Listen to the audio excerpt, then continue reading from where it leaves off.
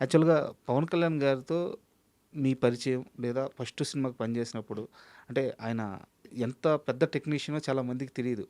ఒక హ్మ్. స్టార్‌గా అందరికి తెలుసు గానీ, హ్మ్. సబ్జెక్ట్ మీద ఆయనకి మంచి గ్రిప్ ఉంటది. హ్మ్. సో, మీలాంటి టాలెంటెడ్ ఎడిటర్ల దగ్గరికి అలాంటి ఒక హీరో వచ్చి సబ్జెక్టివ్‌గా మాట్లాడుతున్నప్పుడు మీకు బాగా ముచ్చటగా అనిపిచ్చేదా? లేకుంటే ఆ ట్రావెలింగ్ ఎలా తీసుకునేవాళ్ళు మీరు? చాలా క్లోజ్‌గా ఉండేవారండి ఆయన. ఆ! ఏటీ రూమ్‌లో ఆయనే ఉండేవాడు. హ్మ్. ఆయన సినిమాల వరకు ఆయనే ఏటీ రూమ్‌కొచ్చేవాడు. ఓకే.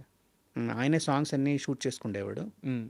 ఆయనే ఫైట్‌లన్నిటికి ఆయనే కంపోజ్ చేసేవాడు. ఓకే. మాస్టర్‌లోనే ఎవరున్నా సరే మేజర్‌గా ఆయనే ఉండేవారు. ఆయన టచ్ ఉండేది. ఆయన ఎలా కావాలనేది మాకు చెప్పేవారు. మేము చేసి పెట్టేవాళ్ళని. హ్మ్. ఆయన దగ్గర నేను చాలా నేర్చుకున్నాను. ఎడిటింగ్ సైడ్ అయితే. అవునా? మంచి టెక్నీషియన్ ఆయన. హ్మ్. ఆ! వింటారు. ఆయన సినిమా వరకే ఆయన ఇంకొక సినిమా అవన్నీ ఏం పట్టించుకోరు ఆయన అసల. హ్మ్. అన్ని సినిమాలు చేస్తున్న ఏ రోజు నన్ను ఆ సినిమా ఎలాగుందని అడిగింది లేదు. ఆయన సినిమా వరకు ఆయన చేసుకుండేవారు నీట్‌గా.